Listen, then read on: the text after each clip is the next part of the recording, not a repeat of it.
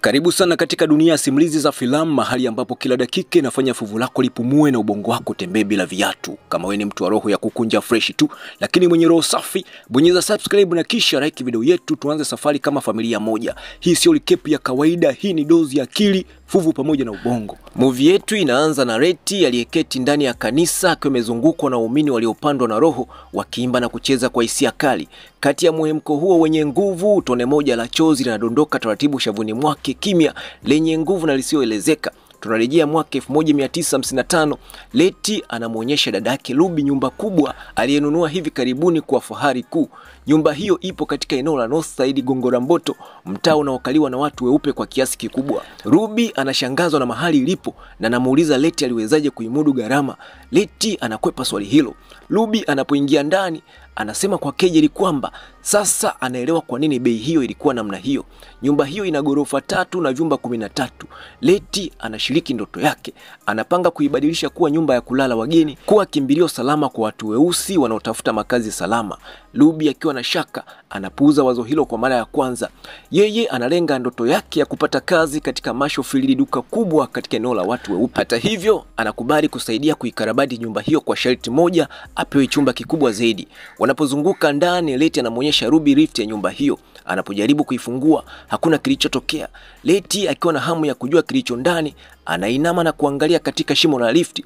Ghafla lifti hiyo inaanguka kwa kishindo kikubwa. Kwa bahati nzuri, Ruby anachukua hatua kwa haraka na kumvuta Letty kutoka katika hatari. Ingawa Letty anachukulia tukio hilo kama mzaha, Ruby hakufurahishwa kabisa hata kidogo. Anamuonya kwamba lifti hiyo haifai kutumiwa tena. Katika upande mwingine wa mji, Hippolyta anajiandaa kwa siku. Binti yake Diana anamjulisha kwamba Tiki ameshakwisha kuandaa kifungua kinywa. Katika hali tulivu yenye majonzi, Hippolyta anafungua drawer na kukuta kitabu alichokipenda sana. Bila kusita, anaanza kung'oa karatasi moja baada ya nyingine. Wakiwa mezani wakipata kifungua kinywa, Diana karibu atenge kiti kwa ajili ya marehemu baba yake, lakini akaamua kujizuia. Tiki anamuuliza kwa upole kama yuko sawa. Anajibu kwa sauti ya chini, niko sawa.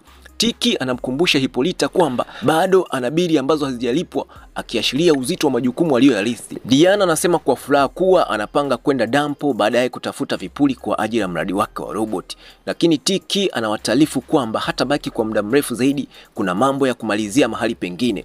Baadaye Tiki anamtembelea baba yake Montrose na kumkuta akiwa amelala fofofo kutokana na ulevi. Anajaribu kumwamsha kwa kumwagia maji. Montrose anapozinduka, Tiki anaanza kuzungumzia kifo cha George na umuhimu wa kumweleza Hippolyta ukweli. Montrose anakataa kata na hilo linasababisha mabishano makali ambayo yanaishia kwa Tiki kutoka kwa hasira.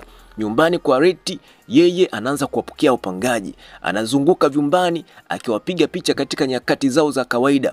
Ruby hata hivyo hana hamu ya kuzungumza na mtu yoyote. Mtu anapojaribu kuanzisha mazungumzo naye anampuuza. Muda si mrefu Tiki anafika na kuaga. Anaamini ni wakati sahihi wa kurudi Florida, hasa baada ya kuona kwamba Hippolyta pamoja na Diana wanaweza kujimudu.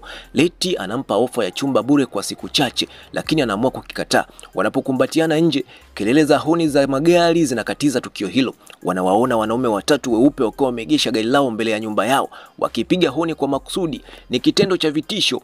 Polisi wanapopita lakini hawakufanya lolote, wanatabasamu kama ishara ya kuunga mkono unyanyasaji huo. Tiki anaamua kubaki kwa muda zaidi. Siku 3 baadaye, Letty anakumbana na tukio la kutisha. Anapoamka usiku, blanketi lake limeondolewa ghafla. Anaona sura ya mwanamke mzee wa roho akiangalia kimya. Letty anainuka kwa haraka, anafunga dirisha na kusikia honi zile zile kutoka barabarani. Anashuka kwenda kukagua boiler. Anapokuwa akitengeneza, milio mikubwa ya kugonga inaenea katika basement. Letty anafuatilia sauti hizo hadi katika mlango wa pango uliofungwa. Wakati sauti za minong'ono zinajaa angani, hofu inamtawala na anaamua kukimbia kutoka eneo hilo. Baadaye anarudi na kumkuta Tiki akiwa amejizatiti kwa lungu la baseball. Ingawa hawakukuta chochote, Letty anasisitiza kulikuwa na kitu kilichotaka kutoka. Tiki anasema huenda ni msongo wa mawazo na umchanganya Letty, jambo ambalo linawezekana kuwa ni la kawaida kutokana na matukio ya hivi karibuni. Letty anahisi majirani wao weupe waliharibu boiler. Tiki anajitolea kufunga madirisha ya basement. Letty anamshukuru, na katika wakati huo wa upole anamshika mikono, lakini Tiki anaiondoa akionyesha kuweka mipaka. Muda mfupi baadaye Leti anaandaa sherehe ya kuifungua nyumba rasmi. Mziki unajaa hewani huku Ruby akiimba na wageni wakicheza kwa kufurahia chakula. Leti anamshukuru Hippolyta jikoni kwa kuleta chakula kingi. Hippolyta anatania kwa kusema kwamba kipo kingine zaidi, hivyo Leti anamsaidia kukipokea. Mazungumzo yao yanamgeukia Tiki. Hippolyta anaitulia kwa mawazo, jambo linalomsukuma Leti kumuuliza kama Tiki anamkumbusha George. Hippolyta anakataa, kisha anamuulizia Diana na marafiki zake. Juu gorofani, Diana na marafiki zake wanajaribu oijabodi. Mmoja wao Bobo anamuuliza kama atasafiri salama kusini. Taa zinawaka na kuzima na ubao unajibu la. Kundi linamuuliza ubao unaongea na nani? Ubao umeandika George. Diana anashangaa na kuhisi wanataniana, anakasirika na kuondoka. Wengine wanasisitiza kwamba kifaa kilisogea chenyewe. Wakati huo Hippolyta anasikia minong'ono na anafuata hadi chumbani.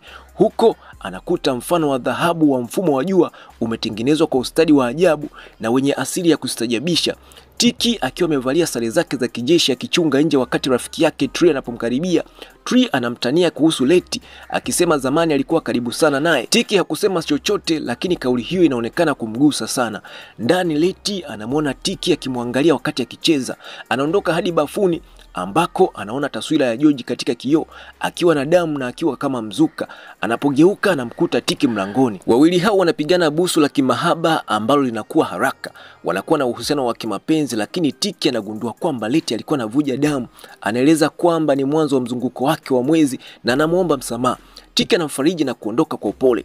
Baadaye Ruby anazungumzia kwa ujasiri mpango wake wa kuomba kazi Marshall Field, akieleza kwamba watu weusi wanapaswa kusonga mbele kama yeye anavyofanya. Sauti yake inaonyesha kujiona bora na Leti anakubali kimya kimya.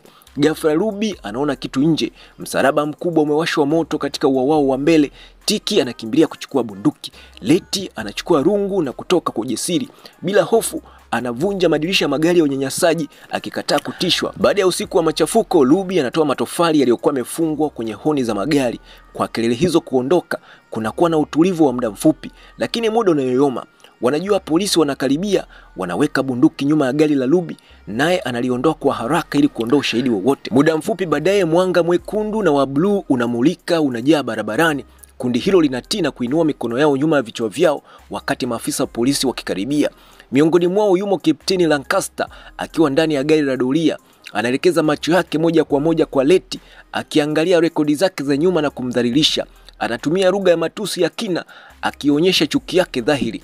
Lakini Leti anabaki mtulivu na kumuuliza kama amewahi kupokea malalamiko yake 21. Anadai hakuna taarifa kama hizo zilizowahi kuwasilishwa kwake.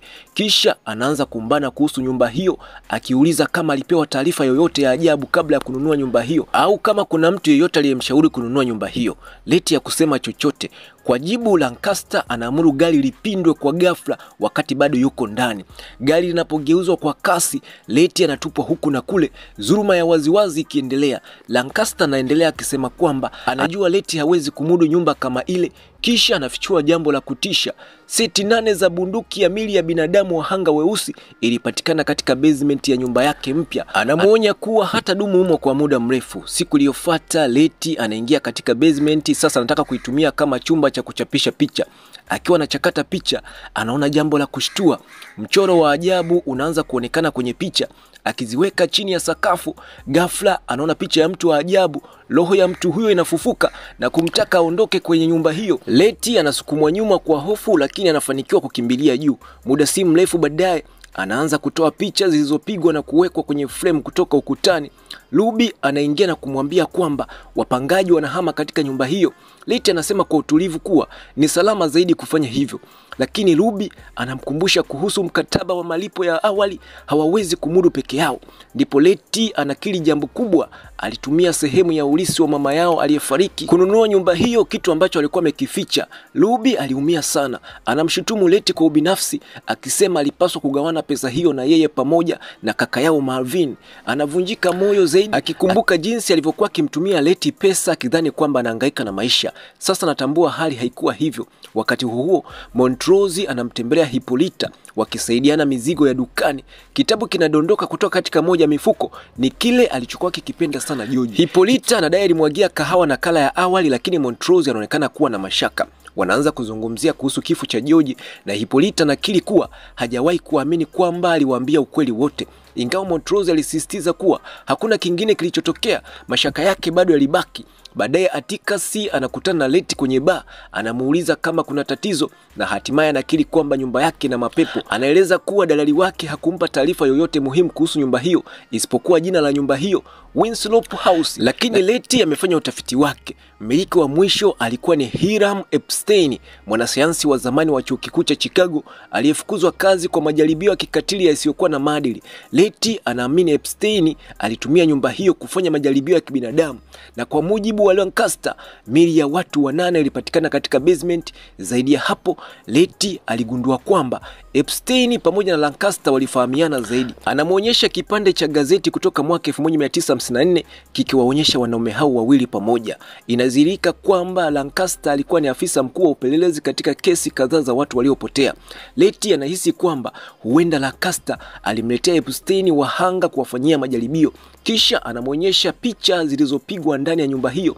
Nyuso za wahanga hao 8 zinaonekana humo.